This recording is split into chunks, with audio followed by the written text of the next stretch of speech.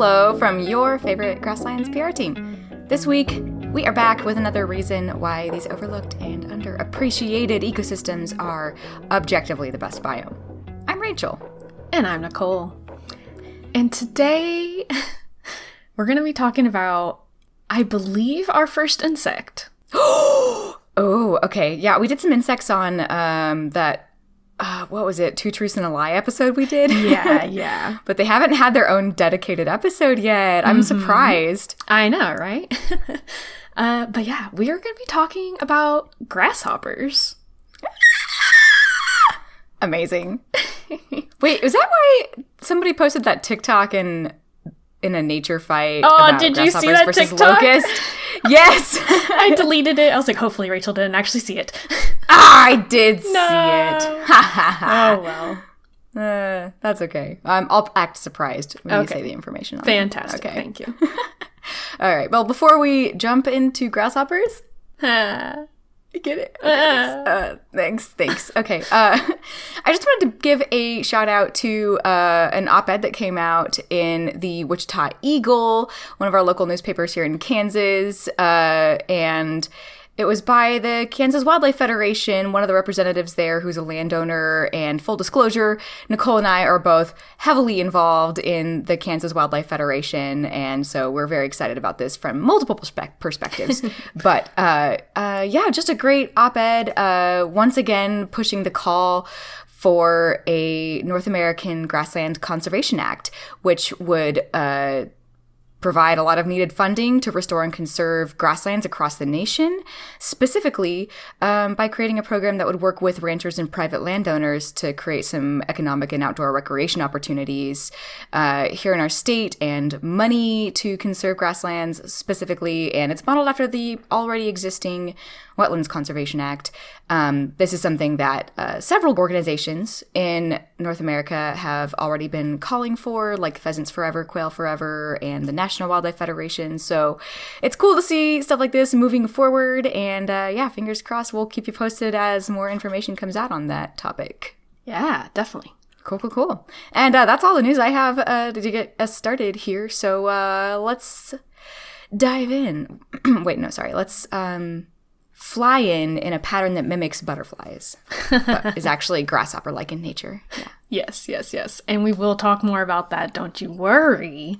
Oh, good. But I wanted to give a quick outline of what I wanted to talk about, just so you know what to expect. Sick. So, I wanted to highlight some cool species of grasshoppers, just because grasshoppers are kind of a hard sell sometimes. So, I just want people to be aware of how cool they are. They're beautiful, and yeah, they're just great.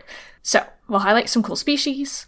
We will talk about their role in the ecosystem, and also talk about kind of the dark side of grasshoppers and the plagues that they sometimes bring with them.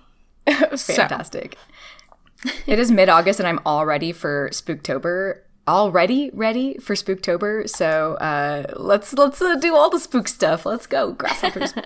Yes. Being spooky. So, firstly, I did not know this, so I just want to throw this out there. Grasshoppers have been around since the early Triassic, about 250 million years ago. Wow. Okay. Did not know that either. Yeah. They've been around for a really long time. Like, they're one of the oldest groups of insects that we still have. So Quick they've question. had... Yes. Did the emergence of grasshoppers coincide with the emergence of grasses on the scene? Probably. I didn't actually look into it. It kind of sounds like it. Yeah. That seems legit. I didn't look into it too much because I didn't want to fall down too many rabbit holes, because we both know that we are very prone to doing that. But yes, that seems like a very good guess. Oh, here. Okay, so grasses between 70 and 55 million years ago, so that was like the end of the Cretaceous. Okay. Yeah, so that's like mammal time, which is why we have so many like camels and things like that love grass. But grasshoppers must have evolved to not be munching on grass originally. That's fun. Yeah. And they still can definitely eat lots of things besides grasses, but they love grassland habitats for sure. Okay. But since they've been around for 250 million years, they have had a really long time to become highly specialized in what they do and highly specialized in what they look like. They have radically different body shapes, colors, and roles in their environment. Some are brown, green, black, while others are like bright red and yellow and can have stripes and spots and other really complicated patterns. Yeah. Some eat very specific foods. Some are generalists. Some of those specific food grasshoppers are highly poisonous because of the foods that they eat. And even humans can die if we were to eat some of those poisonous species. So they are very intense little creatures. Can they eat Johnson grass? I don't know. I bet there's at least one that can eat Johnson grass. And I am all for using grasshoppers to control Johnson grass. That sounds amazing. They even have fairly complicated methods of communication between each other, which I found really fascinating. I love talking about communication between different animals. Part of the reason why I like prairie dogs so much.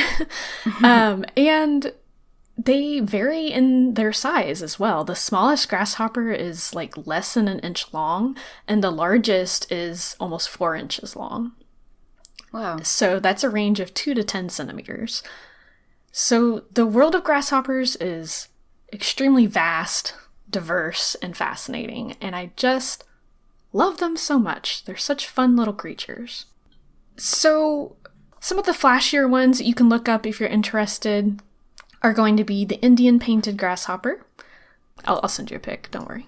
I got you. Oh, okay. Thanks. I was Googling it. You could see me working on it. There he is. He's so pretty. Oh, that's a good grasshopper. It's Look a at his very slanted good grasshopper. face. The outer wings have like a pink tip on them. Yeah. Yeah, even the wings are colorful. Like, just a gorgeous little grass. Well, not little. I think he's like one of the bigger ones at like 3 or so inches. And also, one that we're more familiar with here in the Great Plains would be the native rainbow grasshopper. And that one is also known as the painted grasshopper because people can never decide a common name for anything. But, you know, it's fine. They are both extremely beautiful, so dear listeners, please, please, please look them up. Throwback to when I had a couple of them that I kept as pets for a season. Oh, Yes. they're so cute. They're so I think I named cute. them Creamsicle and Push Pop or something. Yes. But I love them. They're so gorgeous. But a lot of grasshoppers are just kind of brown and drab and a little bit less flashy. But that's okay. I wanted to talk about one in particular. Rachel already mentioned it kind of offhand. But this is the species that kind of inspired this episode. Just recently, me and Rachel were kind of wandering around in a field, and we saw this grasshopper fly off in front of us, and it made me do a double take because I was 100% sure when it was flying that it was a butterfly. And then it closed its wings and it dropped out of the sky, and I was like, that was a grasshopper. And I looked it up. And they're called Carolina grasshoppers. They also have some fun alternative names, such as the black-winged grasshopper or the road duster, because they're often found near roads. They really like disturbed areas and just kind of gravelly, dusty places. But they also hang out in grasslands. It's just that they're harder to see when you have grasses that are, as tall as you are. But the Carolina grasshopper has a very unique way of flying that literally looks like a butterfly. It's very lazy and kind of zigzaggy. And it's not just that typical, you scare a grasshopper, it flies straight in front of you, and then it lands. They can do all sorts of really cool kind of maneuvers in the air. And they're just beautiful. When they open up those wings, they have black with a little bit of a yellow highlight on the edge of the wing. Very, very distinctive. And when they're sitting still, they're just kind of brown. They're very unassuming, and that helps them blend in really well to their environment that they live in.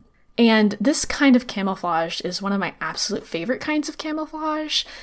And it relies on distraction. So like I said, their wings are very flashy. That bright yellow when they start flying catches your eye or catches a predator's eye. And when they close their wings, that bright spot disappears, and it makes the grasshopper disappear as well, because you're following that yellow. It closes its wings, drops to the ground, and you cannot see it. They literally just disappear. So it's extremely, extremely useful. A lot of different animals do it, not just grasshoppers. A lot of tree frogs will have yellow spots on the inside of their legs that they will flash whenever they jump, and then when they close their legs, they blend right back into wherever they are. So really, really cool. If you want to look up more about this, look up flash coloration.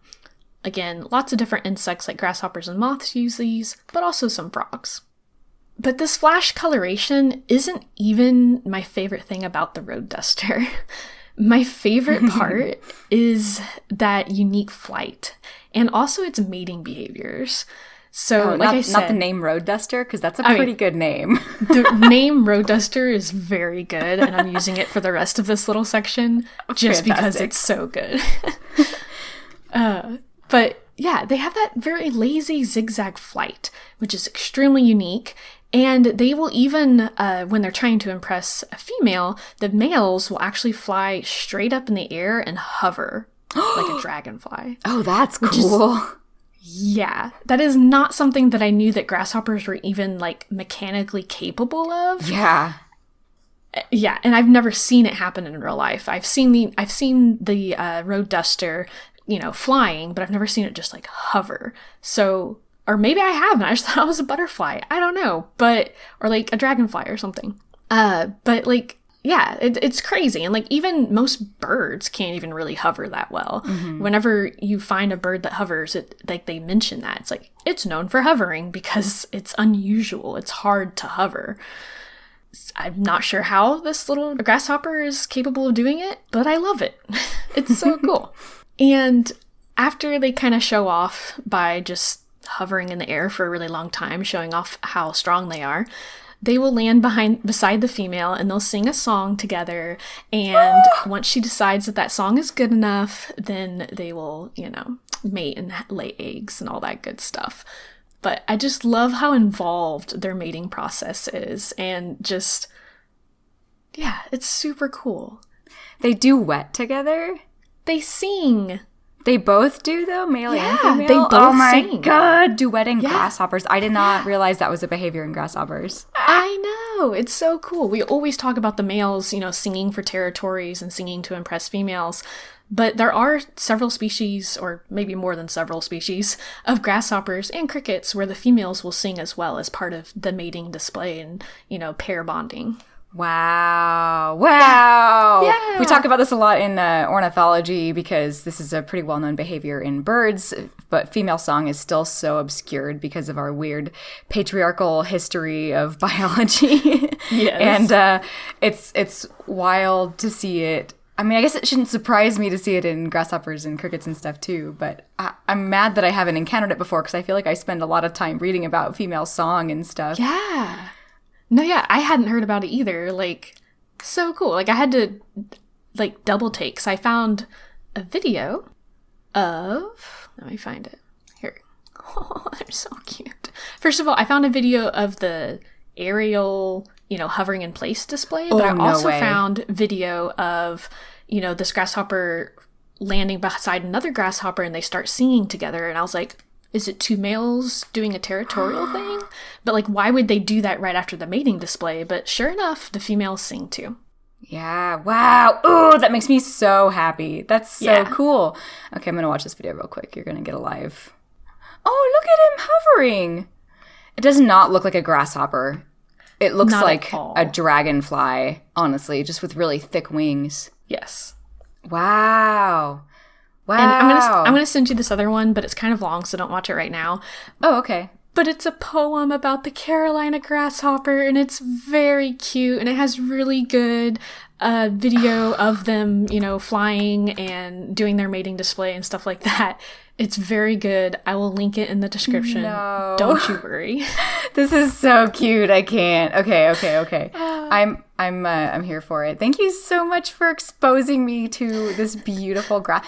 Who knew when we saw this grasshopper flying and your like face lit up and you were like, oh, it's mimicking a butterfly, that there was so much more to this little animal that we've probably seen before in passing. Oh, yeah. We've lived here like most of our lives, and just never took the time to like really let it catch our eye before. Yeah, seriously. I just love them. But yeah, that's the Carolina grasshopper, aka the road duster, aka the black-winged grasshopper. Lovely little grasshopper. Just so good. Man, I might have a new favorite grasshopper now. I liked the plains lover before, but yeah, they're pretty cute. But they're pretty cute. Road duster, though. It's so good. It's so good. For those of you who aren't super familiar with insects, grasshoppers do the same thing to make their songs that crickets do, which you're probably familiar with, which isn't really like rubbing the wings together, but they have like sharp spines and hooks on their legs that they use to kind of rub it, almost like a washboard to rub their wings with. So they generate those really high chirps mechanically. They don't have vocal cords or anything like that. Yes, and it is called stridulation, which is a great vocab word.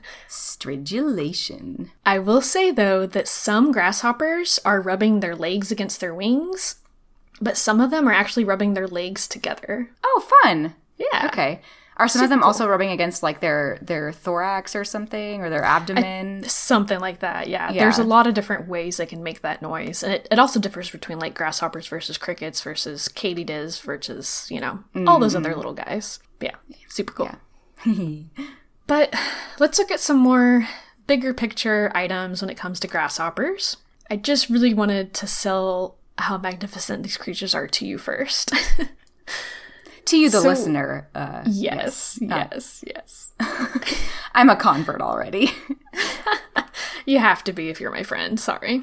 Not sorry. Okay. But so, what is a grasshopper's role in their ecosystem? Grasshoppers are really good at two things. Are you asking me? Oh, yeah. Please, if you want to. What are the two things they're really good at? Okay. Grazing. Yeah, eating things. Yeah. Yeah. I don't know being food. Yeah, exactly. That's exactly what I had written down. Yep, eating and being eaten. Those are the two things that grasshoppers are very good at. That's fantastic. Those are some pretty basic functions. So good job, grasshoppers. That's important work. Yes, it really is. So I started to fall down this rabbit hole and I kind of dug myself back up. But in grasslands around the world, grasshoppers can be actually really major herbivores that keep those grasslands healthy. Yeah. I don't know why I said it like that. I just got excited. I love it. I love the enthusiasm. Well, it's just so cool because they're such a huge part of the ecosystems that they live in, and they kind of get overlooked, and we always think of like the big mega, I mean, even us, like we're always talking about mega herbivores and stuff like that, and rarely discussing things that are quite small, even if they're furry, let alone things that are insects. Yes. Insects that are, extremely important grazers. Mm-hmm. Yeah. Add anything you would like to this section. I kind of fell down a rabbit hole with one specific paper. It is from 2014 in the journal Ecology, and it is called Positive Interactions Between Large Herbivores and Grasshoppers and Their Consequences for Grassland Plant Diversity, which has like so many buzzwords, and I love it. It's a very good paper. This paper looked at the interactions specifically between sheep and grasshoppers and found that when they were both grazing in an area, that not only did both animals benefit from that interaction, but the species diversity of the plants in that area, so how many species of grasses and flowers, dramatically increased. And one reason for that is that sheep and grasshoppers are eating very different plants. So they are not competing for food. And this difference in diet also meant that the grasshoppers could kind of eat back plants that the sheep didn't like and allow the sheep to access better forage. Of course, this does go, both ways, and the study found that the amount of grasshoppers in those pastures with sheep were significantly increased when compared to areas without sheep. And this study is obviously just one study in one particular grassland in China over a relatively short period of time, but I would love to see more in-depth studies looking at like multi-year, data and things like that to kind of see how the abundance of grasshoppers could lead to better and bigger, livestock yields and things like that. And it is something that this paper mentioned that they want to do in the future as well. Yeah, wow. So that brings a lot of additional implications for the type of pest management we currently have. Yes. That's running rampant and taking out a lot of those animals, which can be agricultural pests. Absolutely. But are providing some really important ecological functions. And apparently, could really benefit people who are using the landscape for other forms of agriculture that don't involve crops, like the beef ranchers and other folks. Absolutely. Yeah, I love that it wasn't just like, oh, the land benefit and the grasshoppers benefited, but like the livestock did too, because they had better forage and just super cool. Yeah. One thing that I found absolutely ridiculous about this paper was how they found out which species of plants the grasshoppers preferred. Because grasshoppers are very small. And, most diet studies are going to involve observing the poop of the animal or the stomach contents, but that's pretty much impossible as far as I know with grasshoppers. Yeah. What? Okay. Yeah. Is it? I mean... Could you look for DNA sequences in grasshopper poop for the different species of grass? You probably could look for DNA sequences, but that's extremely expensive and time-consuming. Yeah, okay. Well, fine. It's not financially efficient, whatever. Yes. So, what they did instead was this very dedicated group of scientists set up some cages out in the grassland and manually stocked them with grasshoppers to kind of mimic the natural amount of grasshoppers in the wider area around those cages. So they sampled an area, said, oh, there's like 10 grasshoppers per square meter or whatever, and they stocked the cages to that same number of grasshoppers. Then they chose one random grasshopper that they put in that cage, marked it with like a red marker, and they sat in the field for 8 hours and watched what that grasshopper ate. Oh my gosh. It's like just a behavioral analysis. What do they call that in the zoo world? They call it there's a word for it. Oh. You know what I'm talking about? Yeah. Ethogram. It's an ethogram. Oh, yes, an ethogram. Yeah. It's a catalog or inventory of behaviors where you just like watch an animal for for a certain period of time and just record every behavior that you notice. Except that you're just like, which species of grass is this grasshopper currently eating? Is it eating it? What do you like sit there with binoculars? How big are these cages? I have so many questions. The cages were not very big. I think they were like 2 meters wide and 1.5 meters tall or something like that. And they had 5 people watching each cage. Oh my god, that's so for many 8 people. hours. I know. How do I get that job? I don't know, man. But yeah, it was 9 to 5, 5 people watching one grasshopper in 5 different cages. So Incredible. 25 people out in the grassland just staring at some grasshoppers. Yeah. I cannot I'm like beaming from ear to ear and I cannot express how like delighted that makes me. Like just to know that somebody did that. Were they probably an unpaid undergrad intern? Yes. But like what a great way to spend a day.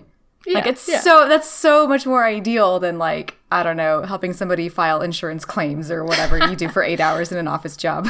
Right. But yeah, so some people will just have the best lives. Man. Bam. So they were very meticulous with this study, to say the least, and I really appreciate it. My pronouns are she, her, not they, them, because I'll never be them. Oh, God. Beautiful. But yeah, and like Rachel was saying earlier, the implications from this study and other studies that I'm sure exist like it, but again, I was trying to not fall down a rabbit hole too far, are massive, because we know that overgrazing by livestock is an issue, especially since we know that livestock absolutely prefer specific kinds of plants. So by having, tiny little grasshopper grazers included in that equation, we can help try to save our grasslands. And it's really important to keep in mind that big picture and making sure that we're having, a holistic approach to conservation and not just, oh, we need to put bison back out. That'll fix it. Right. Yeah. So it's not just the mega herbivores that are important. It's the little guys too. Man, it's too bad we don't have historical data on how much grasshoppers consumed when we did have a lot of native ungulates. I mean, I guess we could look at like how much they consume now compared to livestock or whatever. But yeah, I went back to that my episode notes for the one we did that was Two Truths and a Lie, and let's see, I think it was in Serengeti, like where they have a lot of mega herbivores. They consumed 68% of all the grass consumption, but grasshoppers were 27%. So they were like hot on the tail, like as the second most biggest consumer. And that's like significant. Yeah. 30% of all the grass consumption that occurred in that habitat was grasshoppers. Yeah, that's absolutely And that's where insane. A lot of things are eating the grass. Yeah. So Yeah. like, I wonder what that's like for North American grasslands. And it makes me like a little bit, I realized as you were saying that, like it made me a little anxious to think that grasshoppers could perhaps be seen as a competitor for cattle and other grazers that are out there, sheep, but just cattle are the biggest ones around here. But they're eating different foods. Exactly. So documenting and cataloging that really helps. And yes, if you can show that it's increasing the diversity and maybe that's benefiting your cattle too, then that's so good. Yeah. So good. So grasshoppers are important as grazers. Yeah. The other thing they're good at is being eaten. Being eaten. Which I've talked about a lot of animals that are really good at that. I don't know why. But that's okay. Well, I think that's like an important function that everything that isn't huge provides in their ecosystem. I mean, for the most part. You're right. But many animals rely on grasshoppers either as a main part of their diet, throughout spring and summer and fall, or whenever the grasshoppers are available, or like in the case with the coyotes, as we now know, just a nice little protein bump in the fall right before winter. So birds, mammals, other insects, lots of animals absolutely love to chow down on a juicy, delicious hopper. And, well, you should too, dear listener and Rachel. I'm here for it. I have had grasshopper. Have you? I have, yeah. Okay. Yeah. Not a lot, but I did have it once. Yeah, but I didn't have a lot either. I also know someone that, I guess they were crickets and not grasshoppers, but made cricket cookies and brought them in to share in my entomology class. It was pretty great. Nice. Not very many people partook. No. But it was pretty great. Yeah, crickets are probably easier to find. Yeah, crickets. To try. Crickets are already mass produced because we use them a lot as feeder insects. Grasshoppers, on the other hand, we don't really. But it doesn't mean that grasshoppers aren't used in, a lot of cultures around the world as a really good protein source. Grasshoppers and a lot of different insects contain more protein than fish, chicken, pork, or beef, and are excellent sources of vitamin A, B, C. They're rich in fiber, and they contain a lot of magnesium, calcium, and zinc as well. We talk a lot about superfoods, and usually those are some kind of fruit, but insects are amazing sources of so many different kinds of, nutrients and not calcium. I mean calcium, but I was going to say calories, but they are actually a little bit poor calorie-wise. You have to eat a lot of them to, be full. But they also have a lot of babies and are very numerous, so it's not that hard to eat a lot of them. Sure, yeah. And a lot of nutrient-dense foods aren't going to have a lot of calories, and you're not eating them for the calories. You're eating them for all the nutrition that they give you. Yes. Yeah. Absolutely. I bet you could find grasshoppers in some markets. I've told you this before, but like when I was in elementary school, one of my friends in my class, his family was Southeast Asian, and he would bring grasshoppers to school in his lunch sometimes. That's awesome. That was the first time I ever ate grasshoppers, and I was like, all right, this is really good. That's really cool. So like I bet like there has to be not only like, oh, you can probably order them online. I'm certain you could order them online, but I'm sure there's markets where you could go find some nice grasshoppers to fry up and season. And I mean, it's like potato chips, except they don't dissolve on your tongue. Like that's the only thing. I think that's like the biggest complaint I heard the most recent time we had a bunch of crickets that were being passed around to people was that it was like kind of unsettling that the exoskeletons don't dissolve on your tongue. And I've never forgotten that. I forgot who said that. It was one of our friends. Maybe it was Lindsay, but that's amazing. Yeah. Now I'm thinking about it, and that is weird, but delicious. Yeah, and there's a lot of different ways you can fry them up, you can boil them, you can do all sorts of different things to prepare them. So it's not just like you're grabbing a live grasshopper and eating it. You can do that, but yeah, you cook them just like you cook anything else, and it's not that weird. No. You could probably also, I wonder if the cricket flour and those kinds of products that they make where it's like pulverized and can be used as like a flour substitute, I wonder if that is still nutrient dense or if you lose a lot of the nutrition. Because like if the texture thing is what gets to you, which is so valid, there's other ways to eat it that's a different texture, I guess. Oh my gosh. Okay. Oh no, what? Okay. I was not sure if cricket flour had a lot of nutrients in it, so I Googled it and I found this company. We're not endorsed. I don't know who they are. They might have horrible practices. Who knows? Do your research. But they are called Exoprotein, EXO protein. And they make protein bars and protein shake powder that is made out of crickets. Nice. And you can buy it, and they say, that it's super good for you. It's a superfood, all that good stuff. And I really, really love that. Apparently, they're farmed with love in Austin, Texas. So... Hey, Austin! That's sick! Super cool. But yeah, so maybe something to look into. Seems kind of cool.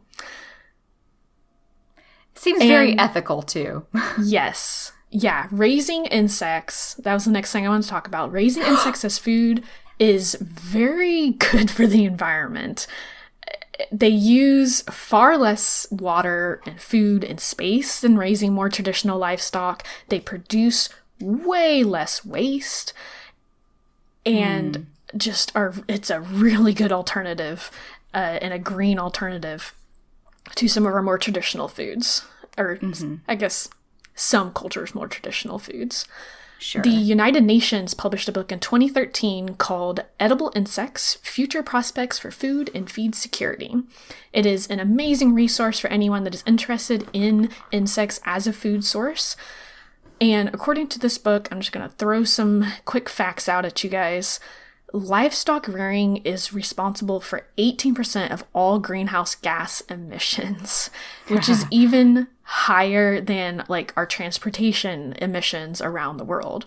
We always are like, oh, carpool and da-da-da-da-da, but livestock rearing puts out more emissions than, all of our cars and buses and everything else. That is wild. Yeah. The book goes on to talk about how agriculture also currently accounts for about 70% of global freshwater use. Jeez. 70%.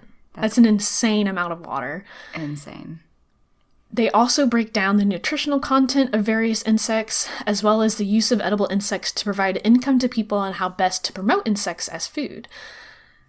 And even though grasshoppers in particular are a little bit difficult to raise in captivity at the moment, it could absolutely become a very ethical and nutritious and staple protein for the world's population once we figure out how best to raise them.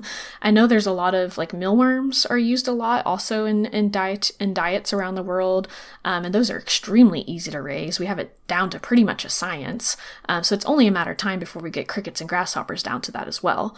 And they just use so much less space and water and everything, and they're still an amazing source of nutrition. So I think entomophagy, the eating of insects, is how we're going to save the world.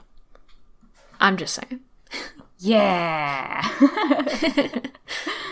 No, that's legitimate. And I mean, obviously there are a lot of different dietary changes that people could make that would have similar effects. But it can be harder to get all the nutrition you need or all the protein you need. And raising insects is a viable alternative. Yes. Or at least, I don't know. I'm not here to like, and I know Nicole isn't, I'm not here to shame anybody for choosing to eat certain types of meat or meat in general or anything like that. Like, I eat meat. I would eat more meat if I wasn't literally allergic to a large portion of the meats that are available. Thank you, ticks. You know, it's something that's pretty well known and well documented that even just reducing how frequently you consume meats, or especially certain types of meat, is a really good way to go. And, you know, if you're able to get your own meat, that's a super incredible ethical way to go as well. Also eating insects, you know, just little changes that we could make. Also, I think it's going to be easier to farm crickets on Mars than cattle, so, you know, it's probably a good technology to have down. Agreed. When we inevitably destroy the Earth and have to search for other planets to live on. Oh, gosh. Okay. Just kidding. At that point, we're all screwed. Yeah, probably. There's not another Earth out there. That took a very weird sci-fi turn, but, you know, that's what happens sometimes. Yeah. But maybe it won't come to that if only we'll eat some bugs. Eat bugs! Yeah. Oh, sorry. No, I was like, is this a conclusion? Because my concluding thought of this is that we just need more grasshoppers in the world. But okay, yeah. Yeah. We do need more grasshoppers, but not too many. Is it the next one? Yes. Thanks for the segue. Oh, you're welcome. It was a very lumpy segue. That's fine. Yeah. We need more grasshoppers, but not too many. Because then you get these huge plagues of grasshoppers that destroy everything. It's great. Woo! It's not great. It's awful. Okay, but what if... Hang on. Just as I know you're going to get into like some meaty grasshopper destruction facts here in a second. So I just want to head that section off by saying, but what if we all ate them? True. I think it's something to consider. Okay, anyway, please continue. Talk about how destructive they are. Okay, fantastic. Well, Rachel, this was supposed to be a surprise, but you watched that TikTok and it ruined everything. What's the difference between a grasshopper and a locust? I actually already knew this before the TikTok. Well, So the difference is just aggregating behaviors. I actually think this is something I had also maybe mentioned at some point, because I don't know, whenever you're talking about grasshoppers, you know, the plagues of them and the locust conversation always comes up, because you know, working with the public, people are very confused about locusts. Locusts? There you go. Not locusts. Locusts. Loci? Loci. No. I think you just put an S on the end. Oh, okay. Sorry. I am just going to say that it's a difference in behavior, and that there are certain conditions which can cause certain species of grasshopper in particular to have like aggregating, swarming behaviors. There are grasshoppers in North America, for example, that are pretty well known for their swarming behavior on the Great Plains. And when you talk about like historical locust swarms, that, you know, you can track them down to like literal species that have aggregated that year. But I don't remember exactly how that happens or under what conditions that happens. Okay. Yeah. Well, let's figure it out together. But yeah, like you said, it's only a few select species that have this, that are called locusts and have this aggregating, or what's the other word for it? Gregarious nature. Ah, okay. So there are over 10,000 species of grasshoppers in the world today, but only about 20 of them are considered locusts.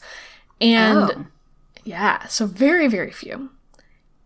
And the locusts are almost like another morph of the grasshopper. So locusts can be solitary. They can live normal grasshopper lives. But then something switches in them and they become locusts, essentially, and they are now gregarious, and they swarm in these absolutely huge numbers, and they can be extremely destructive. So they have a solitary life and this highly gregarious life, which I thought was very fascinating. I don't think that most people realize that. I think they think, oh, it's a locust, it swarms, every year, it's always bad. But the thing that kind of triggers that switch in them is a lot of times triggered by drought. So a really bad drought will force them together in a really small area, and this crowding increases the serotonin in their little grasshopper brains. And that is what makes them start reproducing en masse and even maturing at an increased rate. So they actually grow faster and they grow into their adult final instar. I almost said form, or like evolution, like Pokemon. Oh my god. But yeah, they grow into their last final adult instar, and they can now fly. So they actually are maturing faster whenever they're in this locust phase of their life. Fascinating. Ooh, that's cool. So cool. And as that swarm is growing, the serotonin is still there because they're in huge numbers, and they are just reproducing more and more and more and more. And they have to become nomadic in order to feed themselves. And they just grow, and they need to find more food. So it's just a never-ending cycle until eventually they kind of crash, either because they run out of food, or, winter comes and they all get killed out by winter, or what have you. And when they're in this highly social phase of their life, they also have larger brains, higher endurance, and can even change their body shape and color. They look completely different when they're in this gregarious phase of their life. Fascinating. Some species can even travel over 300 miles in a day in order to find food. Oh no, that's horrifying. That's so far.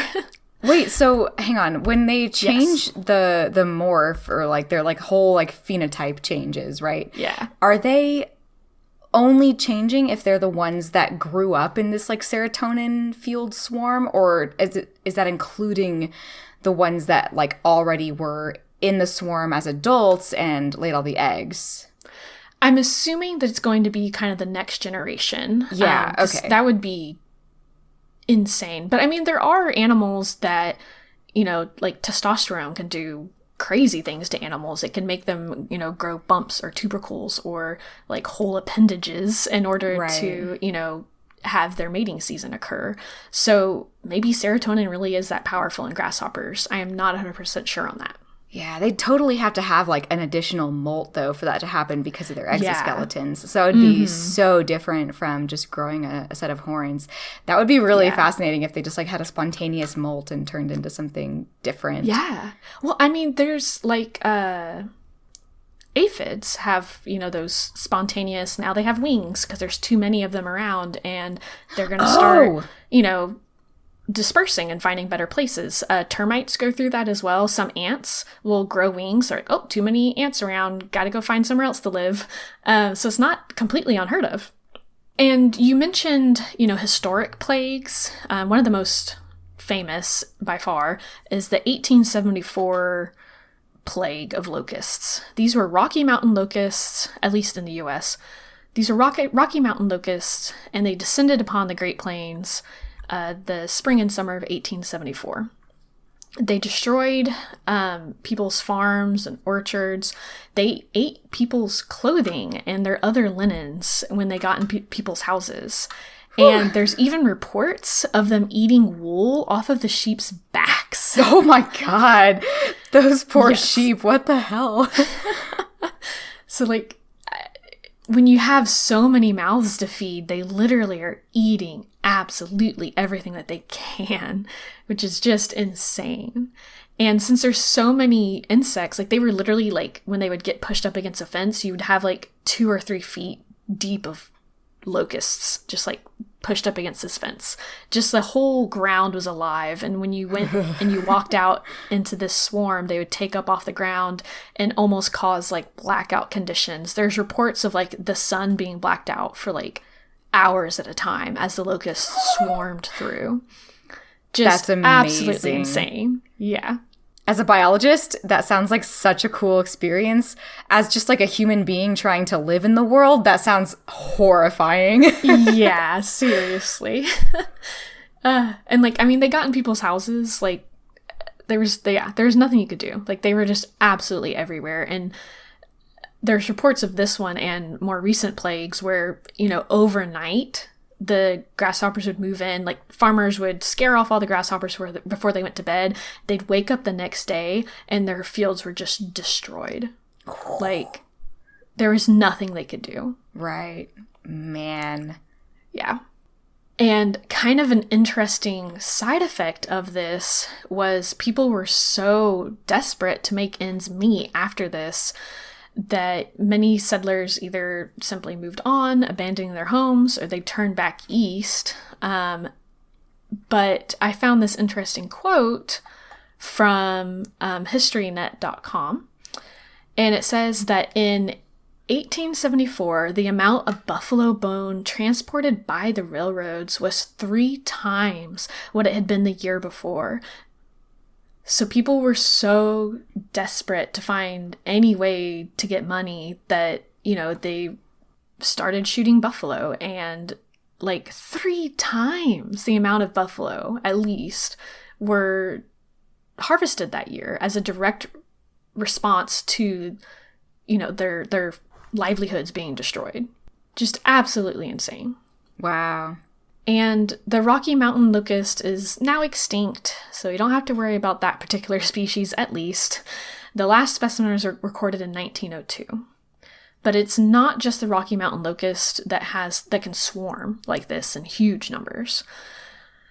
A more recent plague was in Africa in 2020. It started in 2019, but became even worse in 2020 amid the beginning of the COVID-19 pandemic. Millions and millions and millions of grasshoppers tore across the landscape, and this particular species is the gregarious desert locust. It's one of the most famous ones that are still alive. It often is ravaging, like, I think it's like 60 different countries across Africa and Asia. Wow. But it was especially bad in 2020. And this is a locust. He weighs 2 grams. It's a big locust, but it's also, you know, it's 2 grams. How much damage can something that weighs 2 grams do? That's literally the weight of like a ruby-throated hummingbird for reference. But these locusts are in swarms that are 80 million individuals strong. 80 million. Those 2 grams of food that an 80 million strong swarm can eat is equivalent to 35,000 people's worth of food in just a day. Golly. All of that just gone. And this particular swarm of locusts was especially bad because people were defenseless against it. Whenever you have these swarms that are literally uncontrollable by any other way, pesticides are highly used, especially in the early morning or late evening as the locusts are asleep. They will very selectively spray them, and especially when they're younger and more susceptible to it. So they're not just like pouring, pesticides everywhere. It's very selective most of the time, which I think is really, really cool. But those pesticides were unavailable to people because of the interrupted supply lines, because of the pandemic. And so these populations just exploded, and there's nothing that people could do. So there's some worry that actually this fall in 2021 that it will be as worse, if not even worse, than what we saw in 2020. Yikes. And like I said, like these swarms are getting worse and worse, and a big component of that is things like drought, and that's climate change induced drought, and just the warming planet. Grasshoppers love it hot. They do really well in heat. So they are thriving as the planet is changing. And so these numbers are not normal. While swarms of, locusts are normal, the numbers that we're seeing them in now is absolutely not normal. Man, yeah, I was thinking about that the entire time you were talking about how bad this was, that like in the very beginning you were like, yes, drought conditions is what causes this. And it's like, man, that's a prediction for so much of the world where grasshoppers are, including where we live. And we have swarming grasshoppers, so... Oh, yeah. Or locusting grasshoppers. Yeah. Man. Yeah. I was also wondering, that kind of brings up, like, you talked about they keep going until they crash, and one of the reasons they might crash would be something like winter, which, okay, I imagine that would be effective here. But, like, what happens to swarms when there isn't a winter? Like, swarms in Texas or... Yeah. I don't know. Where else is it hot all year? Yeah, I don't know. I want to say that most of the locusts, so the swarming grasshoppers, are in a lot of temperate areas. But yeah, if you don't have a winter to kill them off, it kind of is a boom-bust cycle. Adults are only going to live so long. They die off, or perhaps if they last long enough, then more predators will come to, help pick those off. But yeah, very intense boom-bust cycle, to say the least. Yep. But yeah, it's a side effect of climate change that is not talked about enough. So I just wanted to make sure that it was covered in this episode. It's not easy to think about, and there's no easy solution, but it's really, really important that people are aware of these issues. Yeah. It's hard to understate how important, like, the, landscape level change is when we're considering, it's so much more than just, well, it's going to be a little hotter, so we're going to be, or, like, the people on the coasts are going to struggle, and it doesn't really affect me here in Nebraska or whatever. But it's coming for us all, and it's going to affect every facet of the ecosystems that we're in, and in ways that we can predict and know about. So it's good to be aware of and to think about, I guess. I said that in like a really defeated way, but like I was... You did. It's only because I was thinking in my head, I was like, who needs to be thinking about this, though? Because, like, it's maybe not, like, super important for the everyday American to be thinking about it, for example, but maybe people who are in the agriculture side of things need to be thinking about it, and people who are making plans and considering climate change actions and legislation and stuff, maybe they should for sure be thinking about it. And that's why it's good for us to talk about it, because the more people who are aware, the more likely it is to get to those people who need to hear about it. So yes, absolutely. And the average person can vote for, members of Congress or whatever you have that are promoting green energy, earth-friendly practices, all those things. Like, unfortunately, especially in America, the people that have power have all of the power. Like, the average person can't do a lot other than making sure that the people in power are the right people. And are held accountable in whatever way we can. Yeah. Mm-hmm. But yeah. Maybe try eating some bugs while you're at it too, though, you know? And I don't want to make anyone feel bad, like we said earlier. Don't try to put the world's burden on your shoulders, and do the best that you can with what you have. And I mean that financially, but I also mean that mentally. Just do what you can. Make sure people around you are doing what they can. And we don't share these stories to make you feel bad, but to help raise awareness. Yeah. And just as a little like layer of icing on top of that beautiful cake that we've sculpted here, just know that it's not a giant secret that the things people tell us that we as individuals can do are not effective means of change. Like, everybody knows this. That's why people who are in power keep telling us this. It's because they don't want to make the changes to their corporations or to their laws or to their industries that are needed.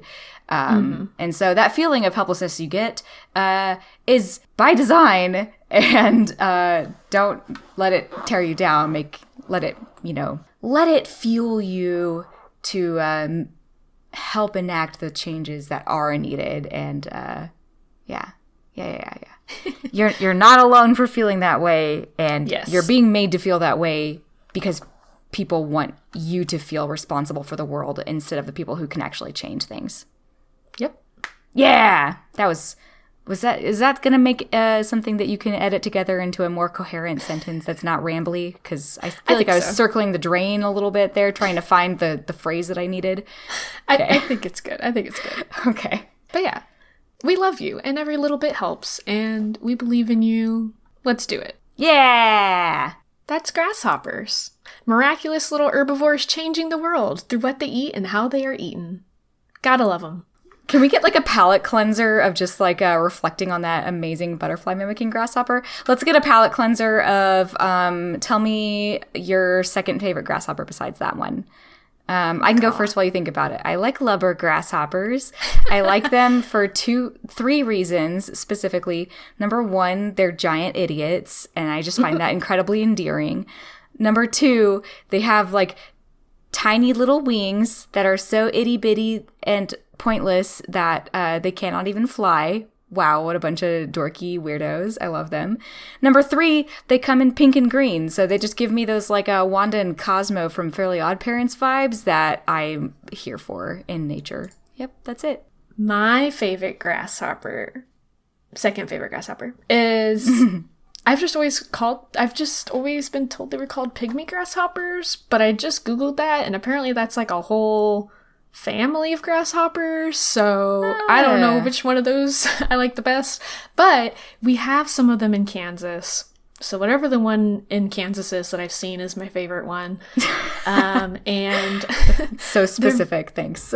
yes they're so small. They're like maybe like a 1/4 inch long. Like, they're very small, and they're just like brown and like green and like mossy, beautiful little guys. And they, at least the ones that I've seen, really like living near water. And they can't really fly very good. They have super tiny little wings. And again, they're not big dumb idiots. They're little dumb idiots. And I love them. They're so cute. Amazing. Well, listeners, if you need a palate cleanser, check out the videos that Nicole's going to put in our episode description, or if she forgets to put them there, it should be on our website. And thanks for listening. The Best Biome is produced through our nonprofit Grassland Groupies, dedicated to inspiring the conservation of grasslands. In the show notes, again, you can find our website, phone number, social media accounts, etc. So just text, call, or tweet us your suggestions, your fan mail, or your hate mail. We're here for it. If you have any great grasshopper recipes that we can add to our recipe books for the apocalypse of vampires, where did that come from? I know exactly where that came from. We're playing D&D later tonight, and there's a lot of vampires in this Curse of Strahd campaign. Anyway, I don't remember what I was saying. Oh yeah, if you need any If you need any grasshopper recipes, if you got some good ones, tweet them at us so that we can add them to our climate change apocalypse recipe book so we can take advantage of those grasshopper swarms that are coming our way.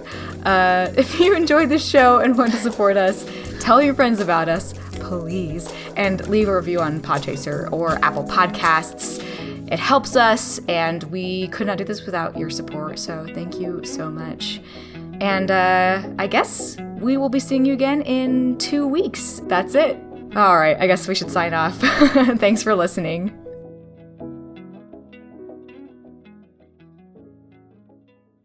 You did say you're ready for spooky season, so from now until October, all of our episodes have to be spooky. Let's see how spooky I can make it. Okay. Yes. And watch us go back to a weekly schedule at some point during that period, so it's like back to back to back, spooktober. Yes. Oh, gosh.